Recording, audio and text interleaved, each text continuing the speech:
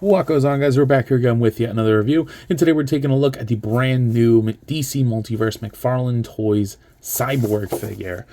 This is from DC Rebirth, kinda. Oh, maybe he's just on my mind, but that kind of looks like Mike Tyson.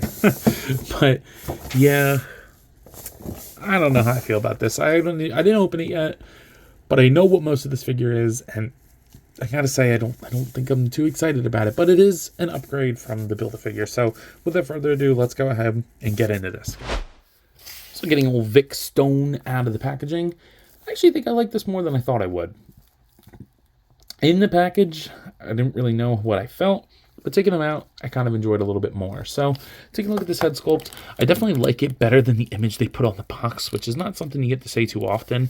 But I really like the way that they, do this like metal dry brushing almost. The pelvis is a completely different color from the rest of the body, but I don't know, it doesn't bother me too much. I do like all these spots of red. It would have been nice if they did red pegs.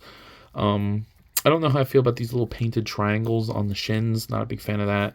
The hand, most of this is a reuse of that, I forget what it's called, that one Batman variant, the Cyborg Batman variant. But we have a new torso, and I believe this abdomen is new as well, but I think everything else is reuse, including the shoulder pads, which I probably will be doing the mod that everybody else is doing and just taking them off. I don't really care for the look of those shoulder pads, but yeah, he's got a very detailed butt. This definitely looks new, and I do like the way that spinal column thing looks. It's not my ideal version of Cyborg, but it does look good for what it is, and it's, like I said, definitely an upgrade from the Build-A-Figure. I think where this figure lacks the most definitely has to do in the accessories. We do get the stand and the card. Couldn't care less. There's the read-up, whatever. And then you get this cheap hollow plastic gun, which is nicely detailed, but we've seen this with Green Lantern, with that Joker Batman bot thing, and I don't care for this. I'm going to put it on this side, because why does he have a grip hand? So it's better if you take the hand off and then slip the arm through there. And it just like slides on. It's like boom. And, that's cool, I guess. But that is not a cyborg cannon at all. He never uses guns like this. Why would you not just like make a new gun? Like a cannon blaster. I hope somebody does a 3D printed one. If somebody knows a better option for this, please let me know. Because I do not like this gun.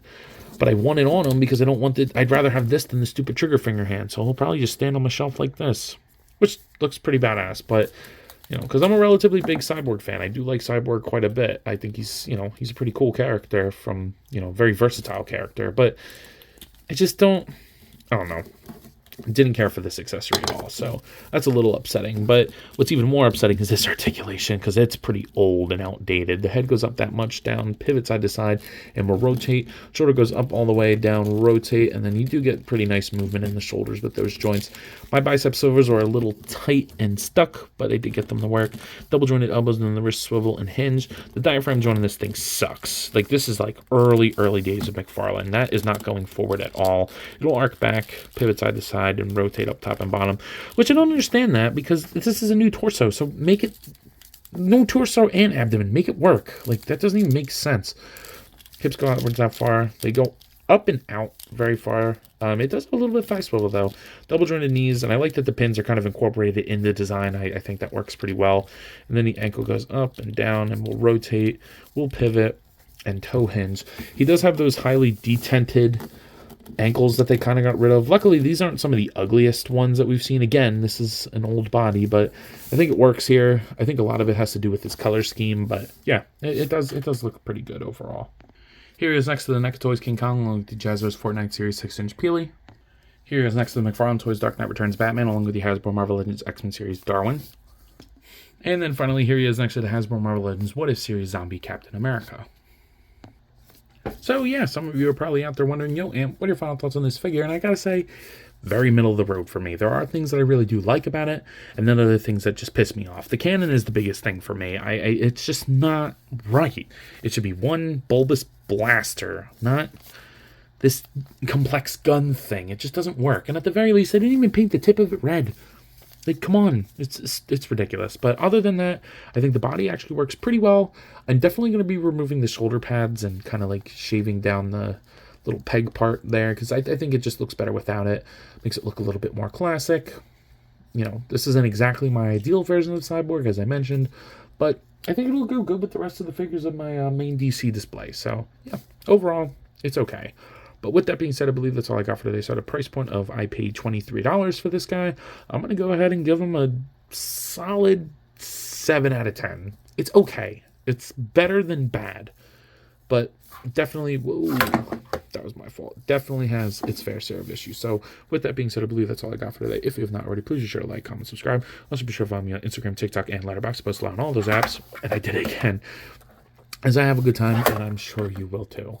But as always, let me know. Whoops. Come on, Vic. You coppin'?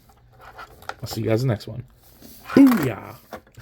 What goes on, guys? I wanted to hop on here again and thank you all for watching, and to let you know that if the following apps interest you, feel free to follow me on them, as I put the links in the description for you guys. I really appreciate everything you all do for me, so DM me with any questions or thoughts. I'd love to sit and talk with you all. Again, thank you all for watching, and I'll see you in the next one. Peace.